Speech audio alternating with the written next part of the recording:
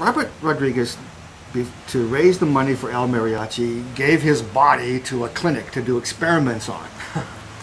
He still has scars in his armpit area from blood tests and blood samples.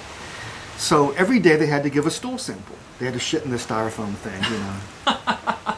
So they're sitting around in the clinic, and I'm sure he's sitting around with guys that were eventually in El Mariachi. Yeah. They're sitting and they're talking about the poor schmuck that has to sit there and examine these stool samples every day. So they go out to a toy store and they buy a Mr. Potato Head toy kit, and they decorated their shit with eyeballs and smiles and ears and noses, just so when the guy opened it, he would go, "That's brilliant! That's Robert Rodriguez." Okay. In grade school, he would turn his textbook sideways and draw a cartoon character in the margin. The next page he'd draw a cartoon character. By the end of the day, he had a flip animation movie going on in the border of his book. This is grade school. This is a passion for movie making that so many people that I know that are successful, the passion began when they were little, including myself, it began when they were little kids. So of course, from drawing in his notebook to Super 8, to video, to El Mariachi, you know, he's been a filmmaker his entire life. So.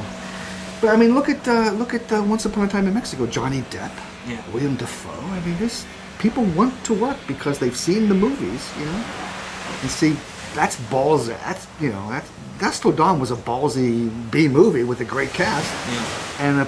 And the best way to see that movie, if you have not seen the previews, if you don't know there's vampires, because when Salma Hayek turns into that snake, it's like, what the fuck, what? Because it's true romance up to that point. Yeah. It's a kidnap movie. Yeah.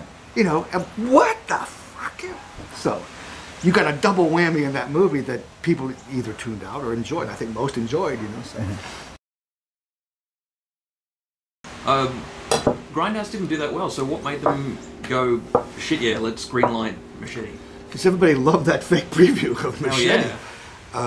And I'm sure Robert was asked 1,000,000 times, "Are you going to make Machete?" Yeah. You know, and I'm sure Eli Roth was asked, "Are you going to make Thanksgiving?" You know. So, but Robert wanted to make Machete like 14 or 15 years ago. Right. You know, when he met Danny Trejo and thought that would be a great idea, and that's why he put that preview in there. He actually went out and shot the preview of a movie he always wanted to make. You know. So when it became, now who made it popular? I don't know. Whether he was asked a gazillion times, like I just said, or you know. But everyone loved that preview so much that he put a tremendous cast together. De Niro. Robert De Niro, Jessica Alba, Lindsay Lohan, Steven Seagal, Don Johnson, Jeff Fahey, Michelle Rodriguez, you know, and me.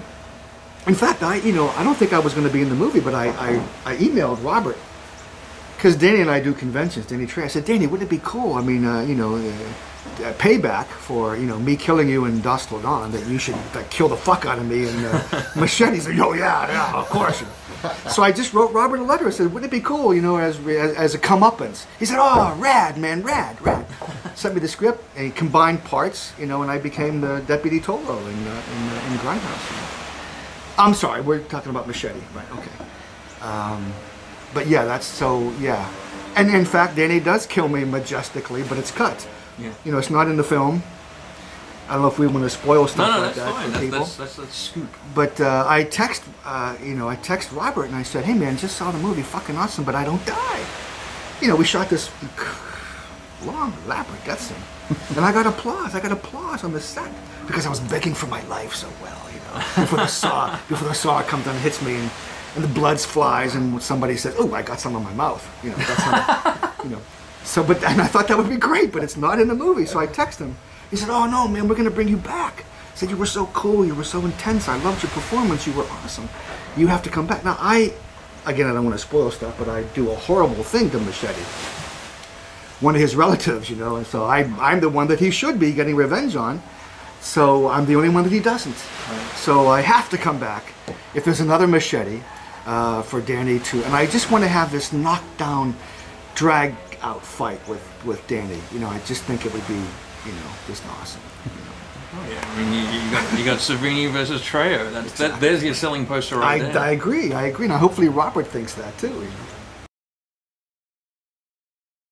But you should submit your stuff to Red Ink. Did you do it yet? Come on, come on. I'm waiting.